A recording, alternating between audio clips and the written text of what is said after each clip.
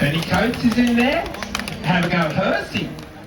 And welcome to week 7 of season 39, Tuesday night Heffron. Like always, we are joined by a man simply known as The Voice, Mr. Paul Craft. Good evening, Paul.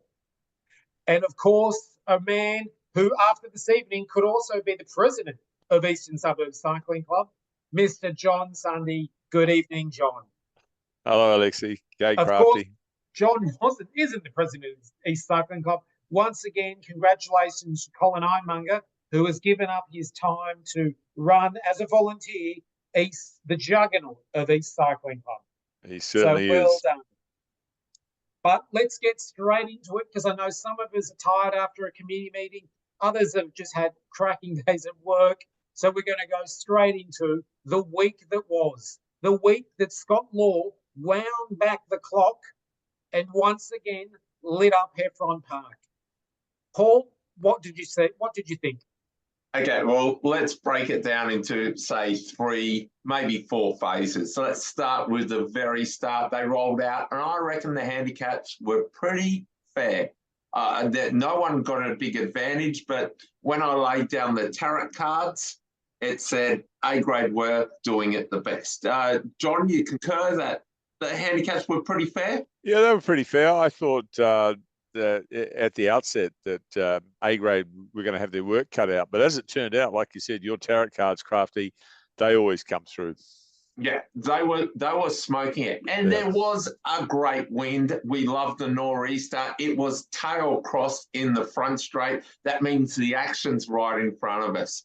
Moving on, though, the feature of the race this week was on about 9 to go. There was a split. There was an actual breakaway.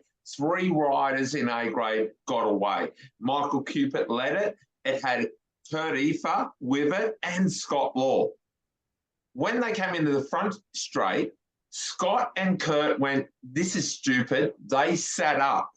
They started going back. And as they were going back, Cupid left out by himself. Boom, out comes Tommy Gray and Lockie Harrington, and Efer and Law lock onto their wheels. Bang, they're back in the breakaway. That put also Phil Lucas in there as well. We had 6 riders in a breakaway. John, you saw that? Absolutely. I'll tell you what, I don't know who Lockie Harrington is, but that Lockie Harrigan, he's going pretty good. It's a running. I've got another rider, Danny Ricard, but we'll move on. That was unusual, especially when you had a small A grade, relatively small, only 16 or 17 starters. You thought they would have just pulled their somewhat limited resources to work on the catch. But they were racing. They were getting into it. So take us through, because, I mean, some big names missed that split. I'm thinking Darcy, Brad Mills. Jack Bennett missed it. Everybody, the big names missed it. So we've got 6 riders out in front, and they were out in front for the whole lap and then into the next one. When we got to, and I'm guessing here around about 7 to go, the panic stations were on. They had to get Jack across. They had to get the rider of Tom Bolton across, and bang, attacks were going everywhere. Finally, Darcy Ellen Norton got across. Jack Bennett got across. Ollie Penny got across. Josh Carell got across, and Tom Bolton. But Tom wasn't there for long. He was dangling off the back. And wasn't that fun to watch, John? You call it fun. I don't know whether Tommy thought that. He was no more than 30 meters coming over the start-finish line. And I was convinced he was going to get back on. You were convinced he wasn't. But sure enough, next lap he was still there, same distance behind. And then, boom. Boom, it gone.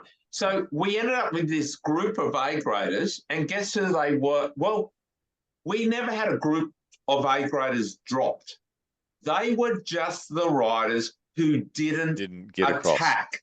Didn't attack. So for once, and I love that, if you don't attack, you get dropped. That is a great race. And where were they attacking? Like, were they attacking into the headwind? Just after they got C grade. But where on the course? I didn't see that. Yeah, mostly in the tail crosswinds was the best place to go. That's when you know you're going to do the most damage. Yeah. So I fully love when you're trying to protect yourself in the bunch, and you protect yourself, and then all of a sudden you're not in the bunch because the bunch is 100 meters up the road of those riders who didn't protect and attacked.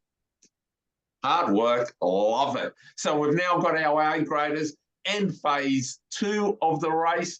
We're getting to the conclusion and we know what's going to happen. They catch B grade at about 4-ish to go, C grade at 3 to go, and it's game on. The C graders at 2 to go were the most forward. We had a split of around about 14 riders, and I got so excited when I saw Kirill Wheel hanging in there. Yeah, 3 to go, around about 2 to go, it was. Yeah, 2 to go, actually, yep. Yeah, and Kirill Wheel was in that. She was the only C grader in that lead group. And it was going into the Squircle when the rest of the B graders who were at the back when they caught the C graders, they got the bunch back together. Coming into the straight on the last lap, John, we split it again and we end up with 10, maybe 11 riders. But importantly, 3 B graders. Adrian Peterson was there. Benny Coates was there. I never spotted him. And Kai Galtman. They were there. So there were 10, 10 riders on the bell, made up of the 7 A graders that were in the grade that were in order of their finishing with Scott Law, Kurt Ether, Jack Bennett, Logie Harrigan, Josh Corral, Darcy, Alan Norton, Tommy Gray, and Ollie Penny and Mick Cupid. And then I think there was a break. They were the front guys, and then like Benny Coates in there, third wheel across the line at the bell.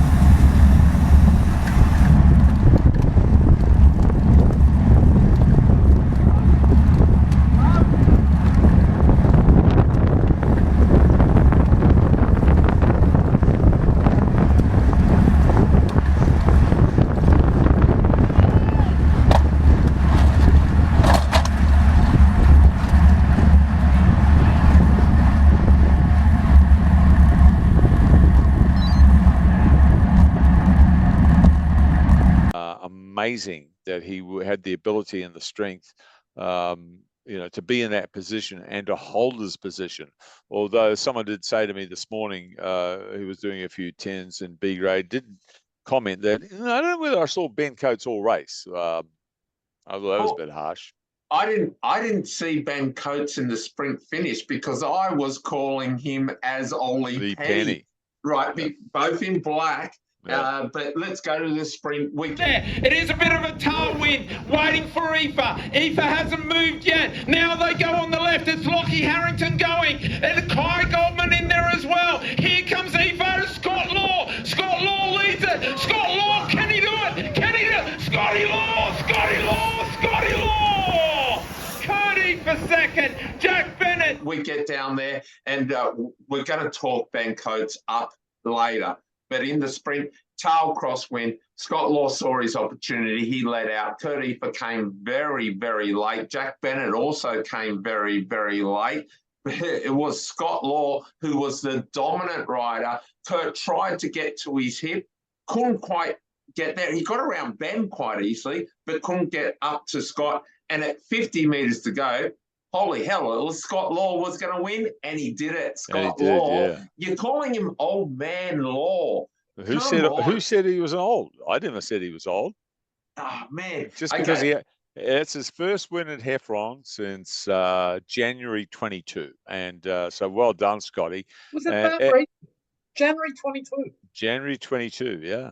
Okay, so look, the reason you might refer to Scott Law as old is because he's done so much in the world of cycling. He has represented Australia. He's won world junior medals so long ago, and then he has won world UCI World Cup teams pursuit medals. Damn well near won the points race world title. The guy has been on the front foot of Australian cycling for so long, rode professional teams in Europe with even Sean Kelly's team. And so it feels like... Raced in the US. Yeah. It feels like the Scott Law we know now is different to what everybody feared previously. And you're saying in the first week effort where you hit the front? Yeah, it was... when I did that effort, I thought, oh, maybe I'll get away with this. And then I got caught with 25 metres to go and got taken over by about 8 to 10 people. So I was having feelings of this, it was sort of deja vu. It was kind of like the Matrix where you see the cat again. It was sort of that kind of feeling. But the truth was, you saw Kurt Efer in the final 50 and he was not going any faster than you were. Yeah, I think it was sort of... all the stars aligned, really. It was Miko did an amazing turn down the back straight and just kind of had it all strung out. And he does the work of about 10 men. So by the time that he was peeling off, it would have been the same amount as what 10 people would have done. So by the time he swung going into the straight, I was like, I'm going to have to do something. So I just stuck to the right-hand gutter, kept the look over the shoulder, and kind of bided my time a fraction, and then just thought, I'm just going to have to go and hope for the best. If in doubt, lead out, and that's exactly what you did, and they never got over the top of you. You must have enjoyed the fun of hitting it in the straight, knowing that you were hurting all the B graders and C graders, and consequently also dropping a lot of the A graders. There weren't many of you left. Yeah, it was quite surprising. Like, we had the whole field itself was like a good strong A grade, and then after sort of 5 or so laps, I saw a few of us kind of looking back, and I was like, oh, something must be going on. And because I was just so fixated on what was ahead rather than looking what was behind, I had a quick glance to look, and I saw there was like another group of A graders probably 30 or 40 metres behind us, all swapping turns, and I thought, geez, must be feeling all right if I'm kind of hanging in here, like, I mean, by the skin of my teeth. But yeah, it was an incredible job by all the guys and everyone else out there. Well, you're doing it pretty much solo. There's a lot of teams out there. We're going to see you on the podium and rejoice it, celebrate it. It's a Tuesday night, Heffron win. Yeah, absolutely. Thank you very much.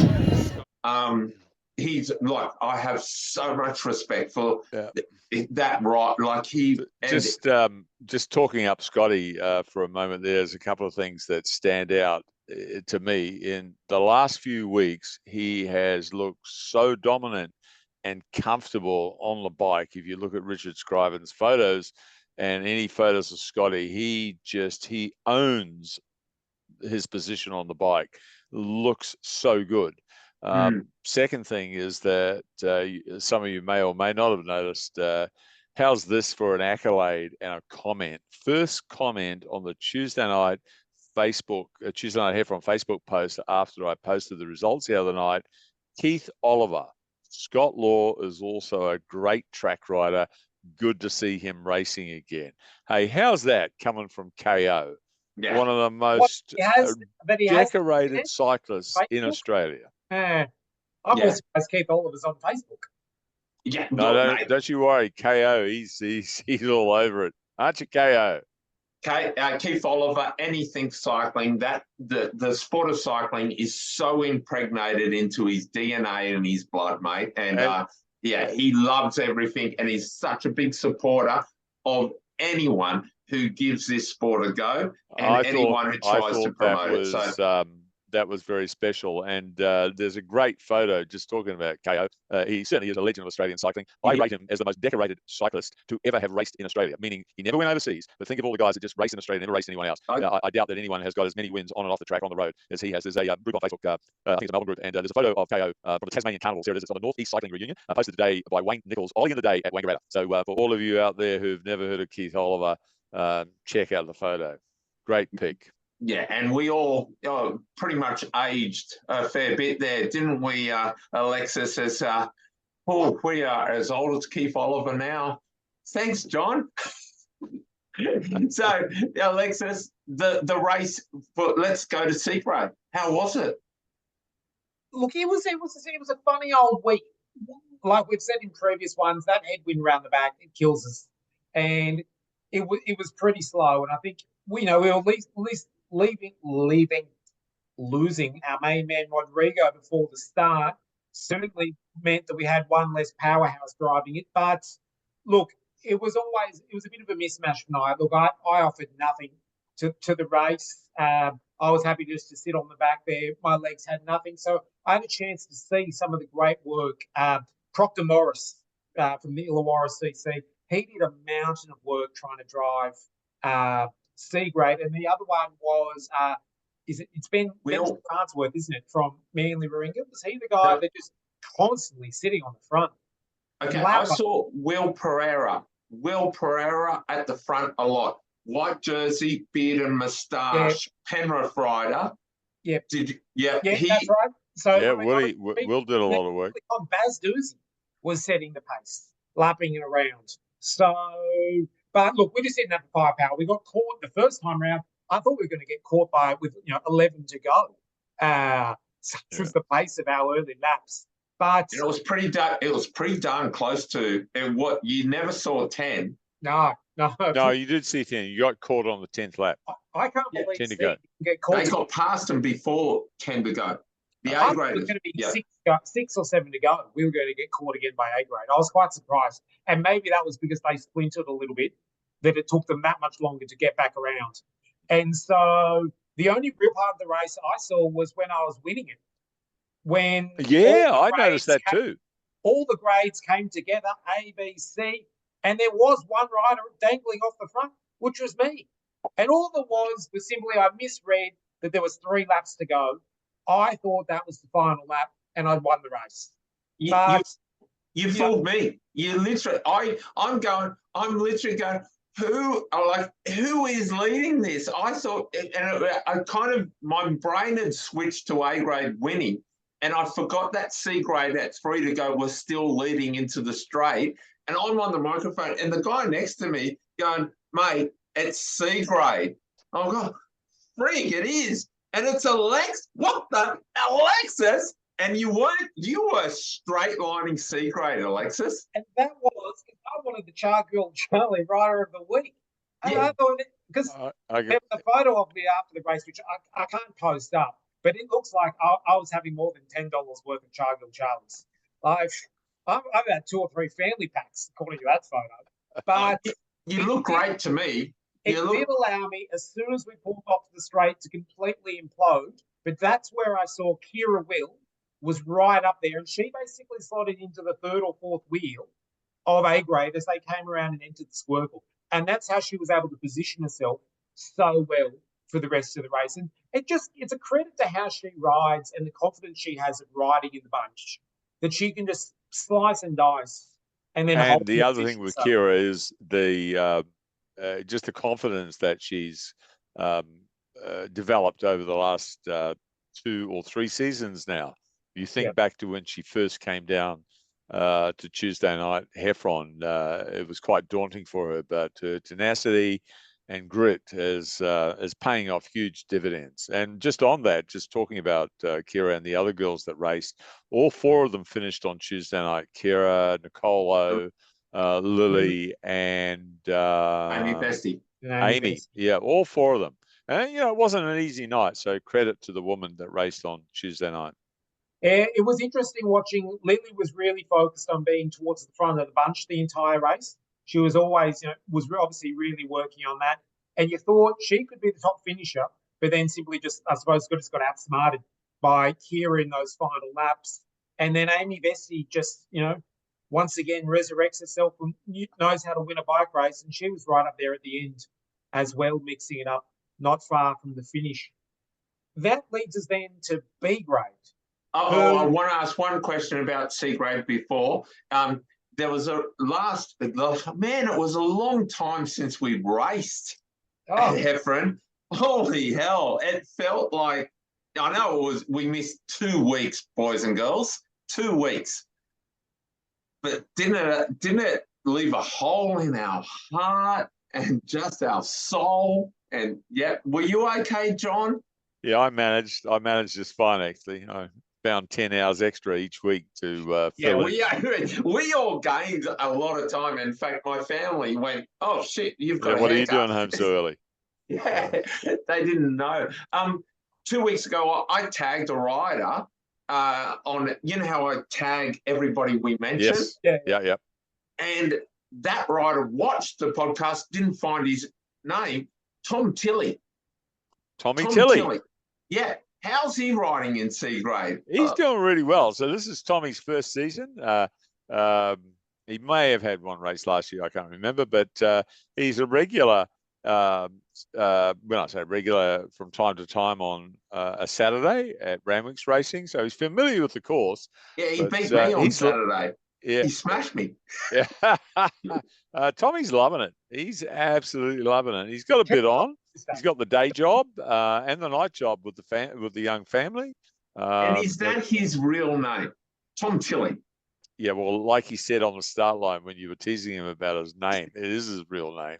It's his radio name. So if you ever listen to, I think he's on Triple M. Not that I listen to Triple M, but I'm sure people do. So Alexis is going, I better learn who my fellow C grader is with a name like Tom Tilley. It's cool. Okay, now, Alexis, shoot B grade for us. Well, just before that, I should have also shouted out Ray Lewis was another one who, Lewis Ray. Talk about having 2 first names. Dyslexia. That's right. Ray Lewis, as in Sugar Ray. He's one of those riders that works the whole race and yet still has the ability to be in the 1, 2, or 3 at the end of the race. He got second this week, but he certainly doesn't hide and save his legs for the last couple of laps. He doesn't, does he? And he's been so competitive in the finishes, and he was pushing Pat Curtin, who won C grade, who we actually haven't mentioned yet. So good, because Pat's been up there in the last 2 or 3 races. And also wanted to acknowledge Archie Spillman, new rider to Heffron, moved down from Queensland, never raced at Heffron, suggested that he should just, hey, start in C grade, see how you go. But he looked quite comfy, and he's going to do well. Quite a few East riders in C grade. I talked over you there, Alexis. Sorry. I was just going to say quite a few East riders in C grade. John's compatriots there, who I'm just looking over. We've got Zach Miller. Well, I can tell you that Chris Green was there, Rupert was there. Were they the predominant club this week? 22 riders from East this week on the start line. Oh, that's more than Manly. It was by 1, I think. Wow. That's awesome. I'm actually a little sad that Kira didn't, like, at 2 to go, it wasn't about brute strength. It was about positioning that got her in that group of 14 at 2 to go. So I am sad that group didn't start, like, I'm looking at the results. She was the 4th C grader across the line. Yeah. And I think that's on power and speed and strength. On ability of positioning, she would have won it. Yeah. Yeah. Yeah. Okay. Clearly not. But I get what you're saying. When you got 3 laps of hanging in there. Yeah. Okay. So we've got to talk B grade. Yeah, B grade were. I thought B grade were quite dominant. Although one of the B graders who I rode with this morning, Robbie Allen, thought it was a bit disjointed. But once again, the Centennial Park guys were putting in and doing their bit. few Manly guys. Oh, young Finn Kane, good to see him and East Rider Josh Dunford. Josh was, Josh is getting stronger and stronger the more he rides, and his cycling companion Toby was also racing on Tuesday night. They both did really well, but the standout, I thought, despite the winner, who's really impressed and getting better, is Adrian Pedersen. Yeah, and he sprints well. He sprints well. He's a powerhouse. He's good. He's very good. So here's the controversial take. They started with 27 riders, finished with 19, got caught with how many to go? 4. Yeah. Didn't go hard enough. Well, I think that's Robbie's comment, is that he thought the the grade was a little bit just jointed. Hey, one of the a couple of the riders that didn't make it to the finish, I was a bit surprised by, was Rolando. So no Rolly at the finish, and normally Rolly he can sniff out that finish line. Young Lidcombe rider Rab Drummond, he has had a couple of good results. He didn't make it to the finish. That was interesting. And then B grade were also very fragmented when they crossed the line. So of that 19, I think that realistically there was only 8 or 9 of them, maybe 10 of them that were in that front group. And just for those who are sprinting for 50th place, like we saw on Tuesday night, don't. How long are you? When you say that finishing group, like how long is that tape rolling for? Because for me, it was like there were 20 riders who basically finished, and then there was a long gap, and then it was kind of, that must have been, if you're on that finishing line at rider number 46, Shane Edmonds. That was a long time waiting for Shane. So what I do the finish line video. I get everybody crossing the line, and if there's 10 stragglers, I finish the video and I just take photos as they cross. Right. Yeah. Okay, so I fully respect everybody's race. I fully respect that it is important whether you beat this person or not. But at Tuesday night, Heffron, it's a different race to any other race on the calendar anywhere. If you're sprinting for that group, it's actually so we're 30 seconds after the race has been won. For God's sakes, Jack Bennett's dad standing in the middle of the track at that point in time. It is dangerous to have a non-prize winning sprint. Yeah, and so my comment to Zach and Will, sprinting for 43rd place is cross the line together and put your hands up and celebrate each other. Look, and I understand it's a racer's mind to try and do the best you can. So well done. But on Tuesday night, you can sort that shit out at half a lap to go. Who's the strongest? Let that person get across the line first. There is so much action after the finish. Photographers, everybody's there. Parents, there are spectators. There's sometimes even dogs and soccer balls. Indeed. So let's go to the podium for this week. First C grader across the line was Pat Curtin. Of course, Pat, you caught up with him after the race. You must have looked up and seen Akira Wheel ahead in that group at 2 to go, or did you not see none? I was just hanging out with the wheel. I wasn't really watching the wheel in front. So it kind of unfolded and came back to you. Yeah, I think it just got lucky over the humps, came back to me, and then I think it was Louis. Louis did a lot of the work on the kind of the last K over the humps, and I saw he was the last blue, so I knew I just had to get him at the line. So that was good fun. Absolutely. How fast are the A graders? How much did it change when they got up there? Yeah, I think C just kind of, we strung apart. It was almost like single file for most of the race. So yeah, it's good to kind of hit the pace and try and hang on, and a bit of threshold training is good. Suits you. Okay, hope to see you again next. Top female, as we've spoken about prior to this, was of course Kira Will. First female Did you feel that there was a split? That was with 2 laps to go. Yeah, I could tell there was a split a couple of times, and I was just trying my best to hang on. I ended up quite far forward, which obviously was good for me, but it meant I had to fight quite a bit, and I was struggling quite a bit, but it was a good race. At that moment, you must have thought, I'm going to be first C grade, a stuffed first woman, I'm going to be the first one home.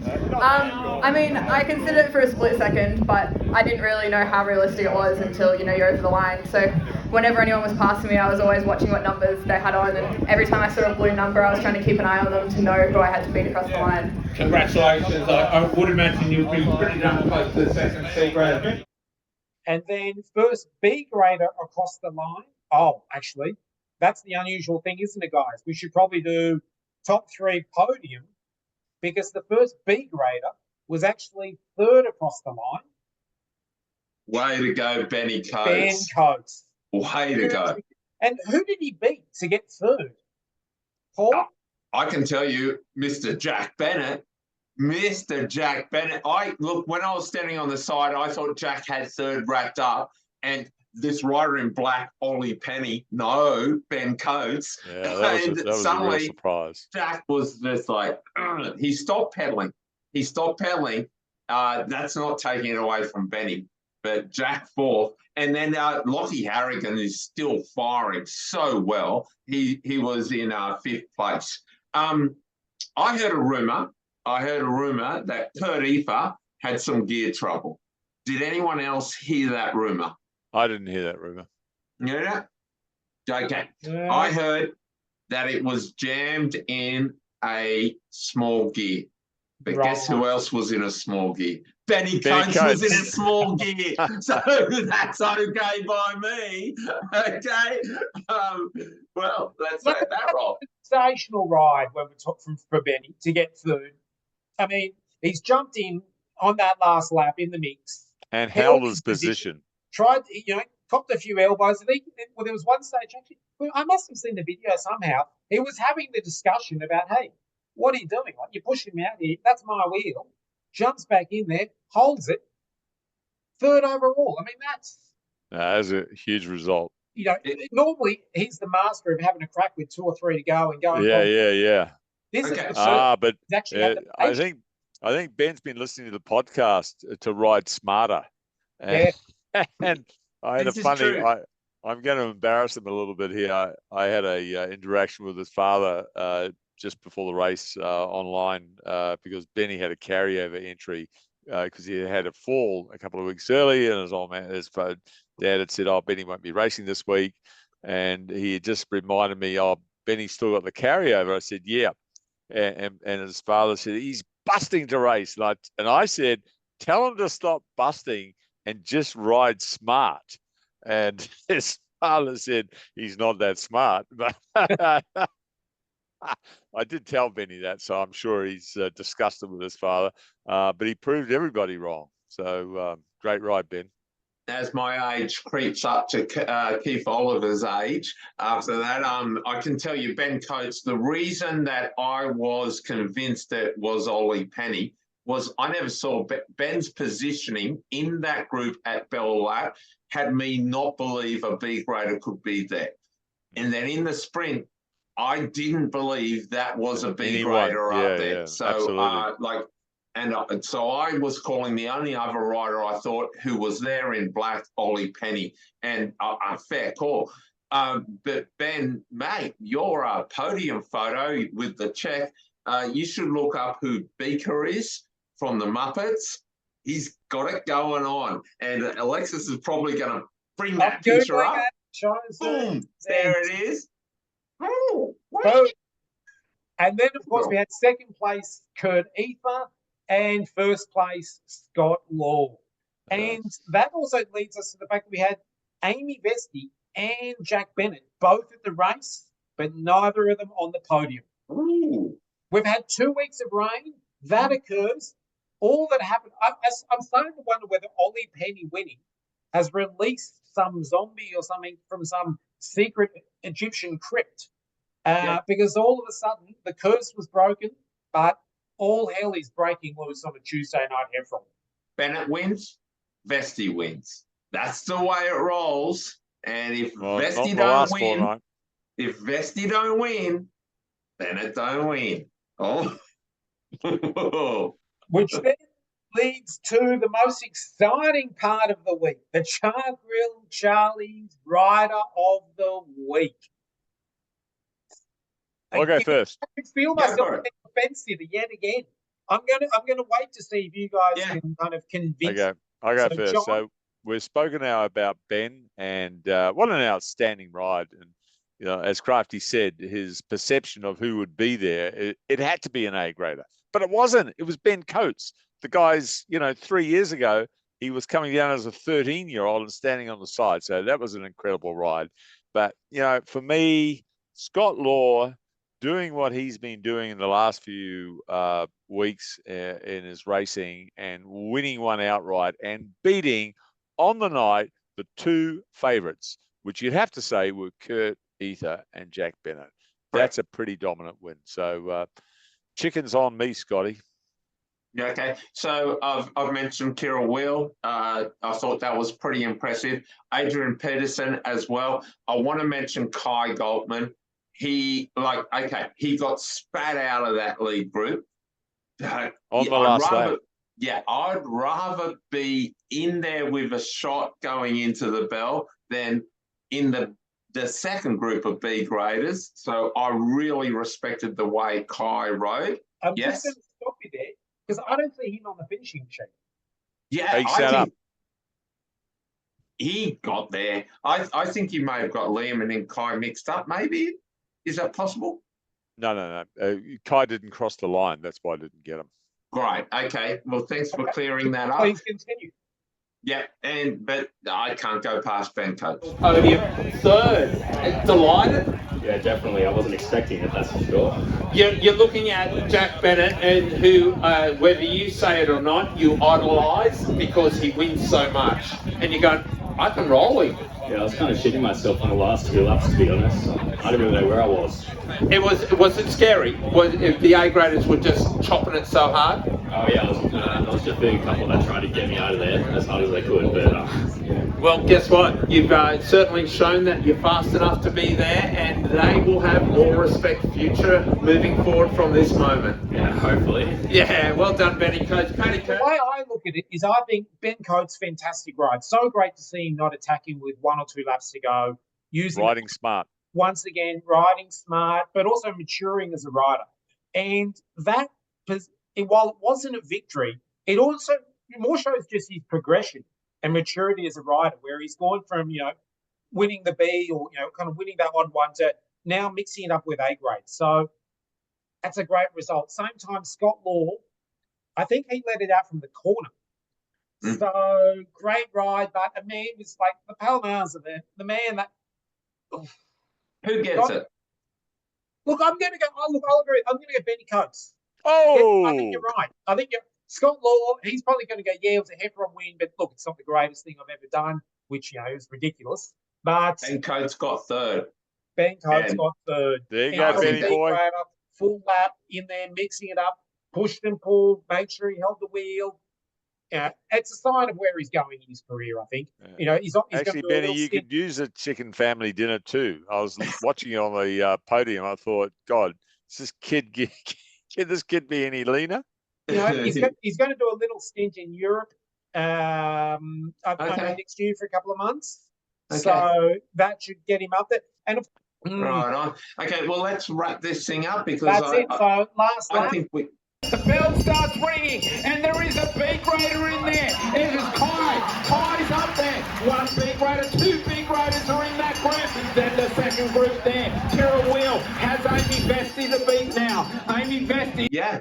Well, last lap, I just got another kudos to Ben and some of the other B graders because next week is the last handicap for 2023 on the 12th of December. Tuesday night, 19th of December, last race for 2023 is the famous East Trophy race.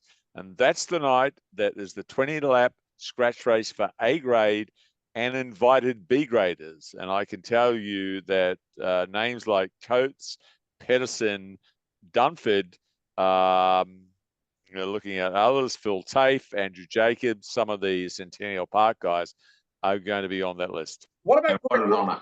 Where's Rule going to race? Where's Greg Rule going to race? He finished 11th on Tuesday, 11th B grade. actually really interesting you should mention him because he was one of the last riders in that main group. I think Right. Ruley would be quite happy in B grade. Fair enough. Anything more from you, Paul? Yeah, I want to say, look, I know, we actually look at the numbers of how many people watch these podcasts, and yeah, they're not massive, but I turn up at Heart, which is your club's, Manly's criterion, and people come up and make comment, and they make comment about what you said, Alexis, or what John said, even sometimes what I said. But the big comments I got was how good Jack Bennett, the insight that Jack gave last week and how well he spoke about everybody. He really did a great job last week, Jack Bennett. But what I'm trying to say is, I know people are watching, and we thank you. We thank you. We don't need to. We kind of enjoy just doing this. It's a laugh, just chatting the crap out of Tuesday night Heffron. Look, before I start crying with such emotion and we should probably wrap it up. And thank you, as always, to Rich Scriven for his photos, the East community for their volunteering on Tuesday night, and for everyone else, what do we say? See you next Tuesday. See you next Tuesday.